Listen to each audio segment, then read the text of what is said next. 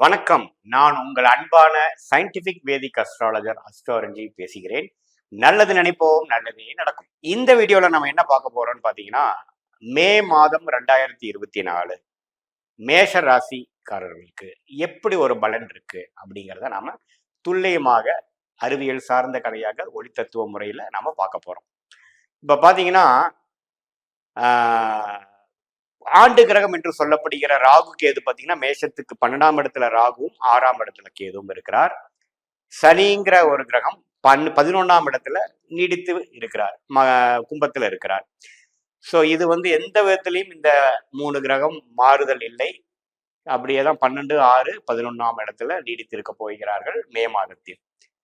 குரு குரு பகவான் பார்த்தீங்கன்னா மே 1ஆம் தேதி மேஷ ராசியிலேயே இருந்த குரு 2ஆம் இடம் என்று சொல்லப்படுகிற ரிஷப ராசிக்கு மாறுகிறார்.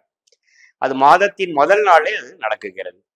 ஸோ அத்தகைய ஒரு பெயர்ச்சி ஒரு அருமையான ஒரு பெயர்ச்சியாக மேஷராசிக்கு நாம பார்க்கலாம்.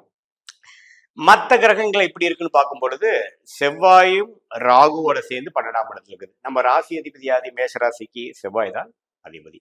அவர் பார்த்தீங்கன்னா 12ஆம் இடத்துல ராகுவோட சேர்ந்து இருக்கார்.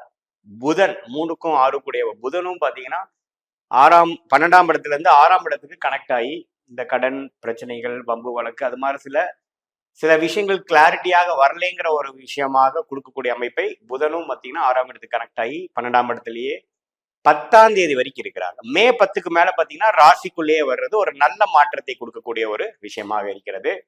அதே மாதிரி சூரியன் பார்த்தீங்கன்னா மே 14ஆம் தேதி சித்திரை மாசம் முடிஞ்சு வைகாசி மாசத்துல பார்த்தீங்கன்னா ரிஷப ராசிக்குள்ள போறார், 2ஆம் இடத்துக்கு போறார், அங்க இருக்கும் குருவோட சேர்றார்.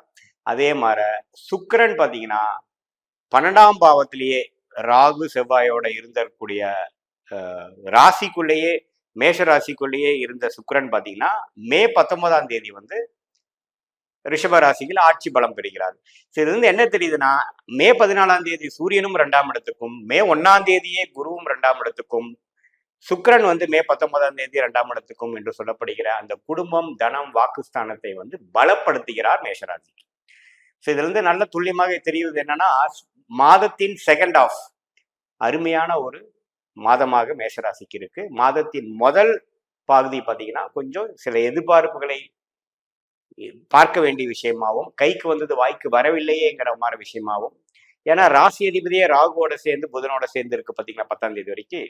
ஸோ அது ஒரு சில குழப்பத்தையும் ஒரு சில விஷயத்தை டிலே கொடுக்கக்கூடிய விஷயமாவும் இருக்குதுங்க.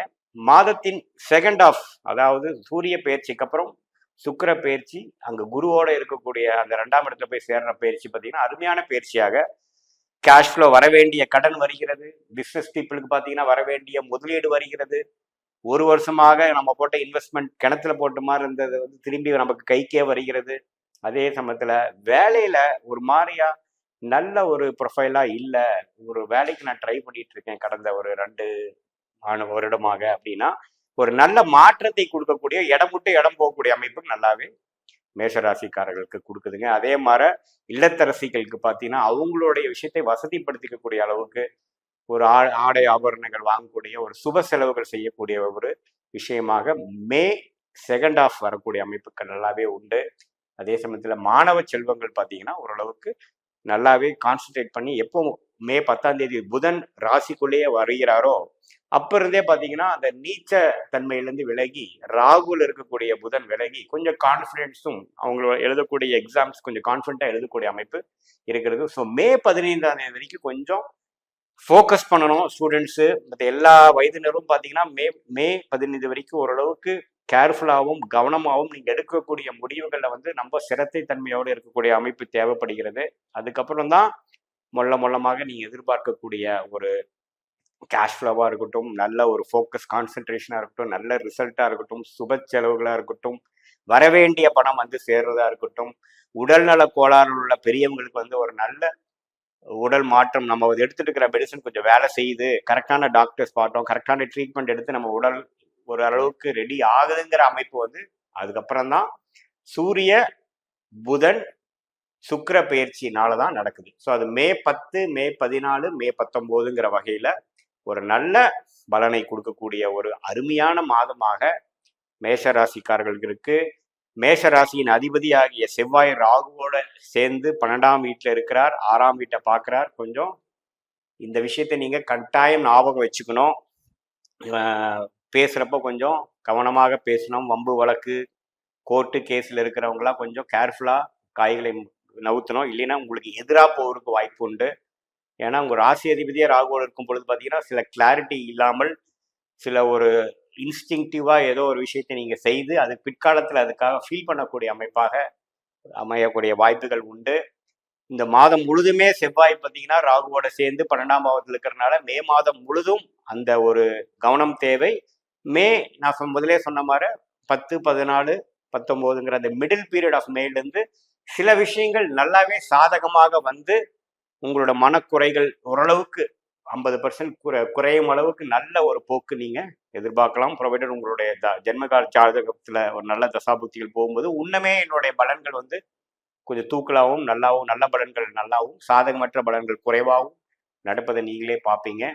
ஓரளவுக்கு மே மாதம் வந்து மேஷராசிக்காரர்களுக்கு எப்படி இருக்க போகுது என்பதை நீங்க ஒரு கிளாரிட்டி வந்துருச்சு நான் நம்புறேன். இப்ப பாத்தீங்கன்னா இது வரைக்கும் நம்ம பார்த்துட்டு இருந்த பலன்லாம் பொது பலன்கள். அதாவது கோச்சாரத்துல வந்து ஆண்டு கிரகமாகிய ராகு, கேது, குரு, சனி எப்படி இருக்கிறாங்கன்னு பொறுத்தும், மாத கிரகங்கள் என்று சொல்லப்படுகிற சுக்கிரன், புதன், செவ்வாய், இது மாதிரி கிரகங்கள் சூரியன்ல எப்படி இருக்கிறாங்கிற பொறுத்து தான் நம்ம கோச்சாரத்துல பலன் எடுக்கிறோம். பட் உண்மையான விஷயம் பாத்தீங்கன்னா உங்களுடைய ஜென்ம ஜாதகத்துல உங்களுக்கு கிரகங்கள் எப்படி இருக்குது, நீங்க என்ன லக்னம், எந்த சாரத்துல எந்த நட்சத்திரத்துல ஒரு கிரகம் இருக்குது, ஆட்சி உச்சங்கள் எப்படி இருக்கிறது, தசாபுக்திகள் எப்படி போயிட்டு இருக்குது, இப்போ கரண்ட்ல என்ன தசாபுக்திகள் நடப்புல இருக்குதுங்கிற பொறுத்து தான் துல்லியமான பலன்கள் எடுத்து இந்த கோச்சார பலன்களும் இந்த தசாபுக்திகளும் மிக்ஸ் பண்ணி பார்க்கணும்.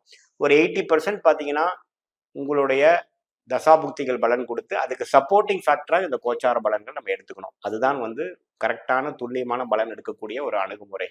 ஸோ நம்ம எதுக்கு இது பார்க்குறோம் அப்படின்னு பார்த்தீங்கன்னா, பொதுவாக இப்போ இருக்கக்கூடிய இந்த மாத காலத்துக்கு எப்படி வந்து உங்களோட அமைப்புகள் இருக்கு, சாதகமாக இருக்கிறதா, சாதகம் இல்லாமல் இருக்கிறதான்னு பார்க்குறோம். உங்களுக்கு சாதகமான தசாபுக்திகள் போகிறப்போ நல்ல பலன்கள், நான் சொல்லக்கூடிய பலன்கள் கொஞ்சம் தூக்கலாகவும், சாதகமற்ற தசாபுக்திகள் போகும்பொழுது நான் சொன்ன சாதகமற்ற பலன்கள் கொஞ்சம் அதிகமாகவும், சாதகமான பலன்கள் குறைவாகவும் இருக்கும் என்பதை நீங்கள் அறிந்து கொள்ள வேண்டும். மீண்டும் மற்றொரு காணொலியில் சந்திப்போம். நன்றி, வணக்கம்.